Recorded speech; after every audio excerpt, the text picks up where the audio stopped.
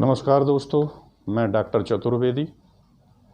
आज बात करते हैं हम उन विद्यार्थियों के लिए जो कंपटीशन की तैयारी कर रहे हैं। संदेश उनके माता पिता के लिए भी है, क्योंकि माता पिता का सहयोग बहुत आवश्यक हो जाता है। कभी कभी एकांत में बैठे हुए या पढ़ाई में अन्य चीज़ों में वो डिस्टर्बेंस न करें। तो कंपटीशन में सफलता के हम बताएंगे आपको 5 सूत्र।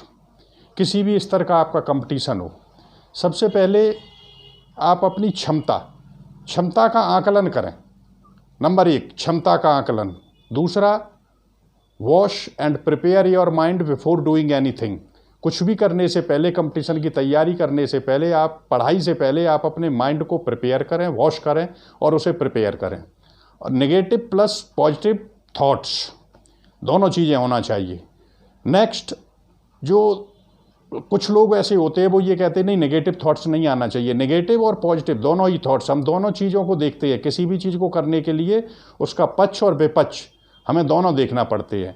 Number 4, regularity plus hard work but in A disciplined manner. Regular और हार्डवर्क तो करेंगे, लेकिन हमें डिसिप्लिन में करना चाहिए। नेक्स्ट, लास्ट चीज़ जो है, बी लैबोरियस, कठिन परिश्रम। There is no question that you are intelligent but you should be laborious. तो नंबर 1, क्षमता को समझें। जैसे आप तैयारी करना चाह रहे हैं किसी फोर्स की, तो फोर्स की तैयारी के लिए आप ये देख लें कि आप हैंडीकैप्ड तो नहीं है, आपको कोई ऐसी बीमारी तो नहीं है जो आपका फिजिकल जो है फेल हो जाए। अगर फिजिकल अगर आपका सही नहीं है तो आप फोर्स की तैयारी नहीं कर सकते। तो पहले आप अपनी क्षमता को देखें। ऊपर मुँह करके अगर हम चांद पे थूकना चाहेंगे तो वो चंद्रमा पे थोड़ा ही जाएगा, हमारे ऊपर ही आएगा। आप bank, railway, SSC, PSC, IAS किसी की तैयारी करना चाहते हैं तो किस लेवल से करना चाहिए, कितने घंटे हमको पढ़ना चाहिए, कितना सिलेबस पढ़ना है हमको, हमारी शारीरिक और मानसिक क्षमता कितनी है, उतना हम डेली पढ़ सकते हैं या नहीं पढ़ सकते हैं। इस क्षमता को पहले आप अपनी को देख लें और उसके बाद तैयारी करें। अगर इस चीज़ में क्षमता आपकी थोड़ी सी कम भी है तो उसके लिए number 2, wash and prepare your mind before doing anything. कुछ भी करने से पहले आप अपने माइंड को वॉश करें। सबसे बड़ा कार्य दुनिया का है जब आप कुछ नहीं कर रहे होते। आप एकांत में बैठ जाइए, बिल्कुल शांत मुद्रा में बैठ जाएं, आंख बंद करके। उस समय जो ब्रह्मांड की ऊर्जा है वो हजारों गुना आप पे आती है। जब आदमी दिन में थक जाता है, रात को सो लेता है, तो सुबह फिर फ्रेश हो जाता है। क्यों? क्योंकि वो ऊर्जा गेन करता है सिर्फ, और ऊर्जा गेन करके शरीर में ऊर्जा आती है, सुबह फिर कार्य करता है। तो जब आप एकांत में बैठेंगे तो ब्रह्मांड की हजारों गुना ऊर्जा आपके मस्तिष्क में आती है। आप उस समय बिल्कुल शांत हो। जब आप अपनी आंखों को खोलेंगे तो मस्तिष्क आपका डेवलप होगा। तो मस्तिष्क को आप अपने को वॉश करें। उसका उदाहरण देख सकते हैं अपन, नेपोलियन बोनापार्ट। उसने कहा था, there is no word like impossible in my dictionary and he removed the word impossible from the dictionary. उसने डिक्शनरी से असंभव नाम का शब्द ही काट दिया था। नागार्जुन के गुरुजी ने कहा था कि तुम्हारे हाथ में रेखा नहीं है विद्या की। तो वो एक कमरे में गया और उसने कमरे में जाके अपने हाथ को काट के एक रेखा बना दी। उसने कहा, गुरुजी मेरे हाथ में विद्या की रेखा बन गई। उसकी दृढ़ प्रतिज्ञा के आगे हुआ क्या, बाद में वही नागार्जुन विश्व गुरु के नाम से मशहूर हुआ।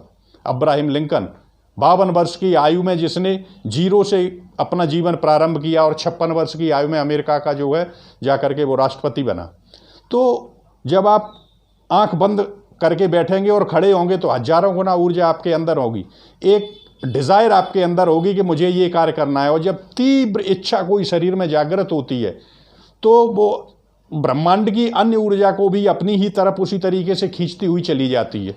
और एक माइंड आपका वो डेवलप होता है जो आपको सफलता तक ले जाता है। एक चुम्बक का टुकड़ा ले लें, आप उसे कूड़े के ढेर में फेंक दें तो क्या होता है, आसपास पड़े हुए लोहे के कणों को वो अपनी ओर खींच लेता है। इसी तरीके से जब एक तीव्र इच्छा आपके अंदर होगी और रात को सोते समय बाहर निकलती है या आपके अंदर उत्पन्न हो जाती है, तो वो तीव्र इच्छा आपको अपने चरम बिंदु तक ले जाती है और चारों तरफ से हजारों गुना ऊर्जा जो है एकत्रित कर लेती है और सफलता तक आप पहुंच जाते हैं। नंबर 3, निगेटिव और पॉजिटिव थॉट्स। जब आप निगेटिव नहीं सोचते, पॉजिटिव ही सोचते और आखिरी में परिणाम जब विपरीत आता है तो उस समय जो है बहुत गलत लगता है। बड़ा बिजनेसमैन होता है, पॉजिटिव सोचता है, और जब बड़ा घाटा होता है तो हार्ट फेल होता है।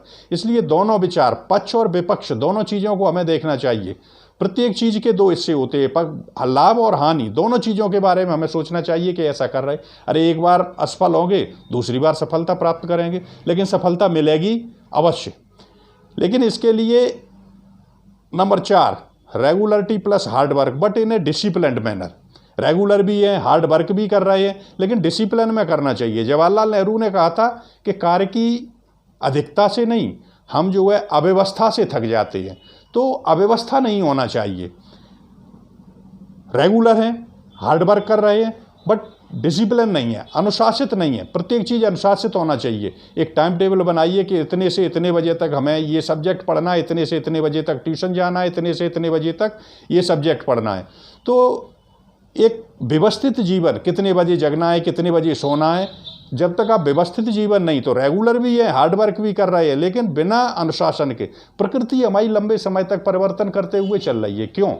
सूरज और चंद्रमा प्रतिदिन सदा समय पर उगते हैं, निर्धारित गति से चलकर निज यात्रा पूरी करते हैं। सदा घूमती रहती पृथ्वी कभी नहीं यह रुकती है, और सभी बंधे हैं अनुशासन में, अनुशासन ही जीवन है। Discipline is life. तो डिसिप्लिन लाइफ का तात्पर्य हो जाता है well begun is half done.